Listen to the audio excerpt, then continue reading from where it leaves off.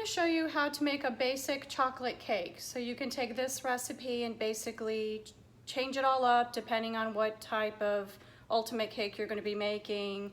If you want a cake that has more of, say, a coconut flavor, then you take this basic recipe and then add coconut flavorings to it, whether it be shredded coconut, cream of coconut, things like that.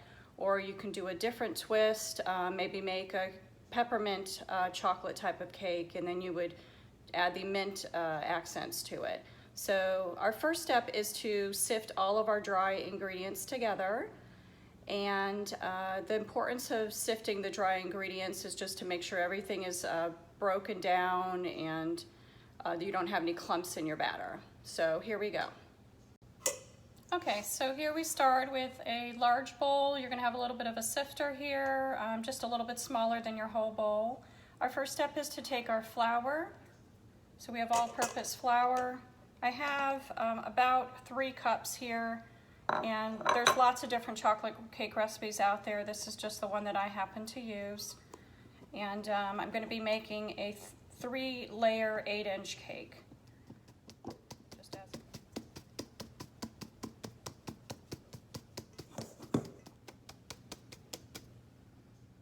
Okay, the next step is to add your granulated sugar.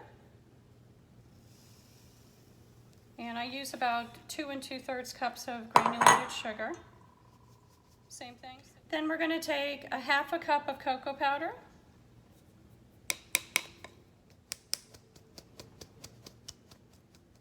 Now we have 1 1/2 teaspoons of baking powder.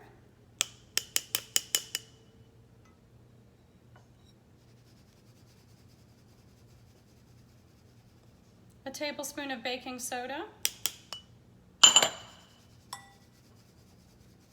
and a teaspoon of kosher salt. So now that we have our dry ingredients sifted, we're going to move on to our wet ingredients.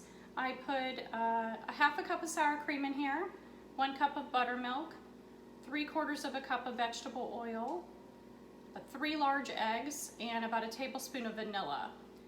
And again, you can change up your chocolate cake recipe however you like. You can add additional extract flavors, just to add a little bit of, say, a mint edge, or if you want to go like the coconut route like we mentioned before, you can do that.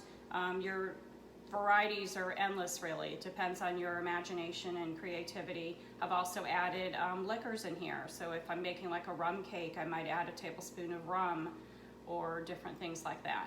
So I've basically mixed this together in my mixer, all of those wet ingredients, and I'm going to start to add the flour mixture that we had before.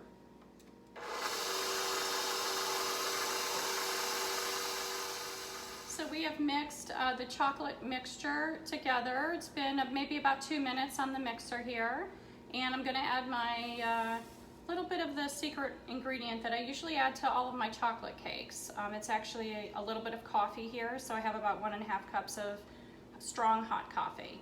You can, if you don't really like the coffee flavor, you can certainly leave it out, but I usually add it in, and even people who don't prefer coffee, they can't really even taste it. It just really enhances the chocolate flavor in your cake, so that's why I add it in. So I'm going to go ahead and turn on the mixer and add this in slowly.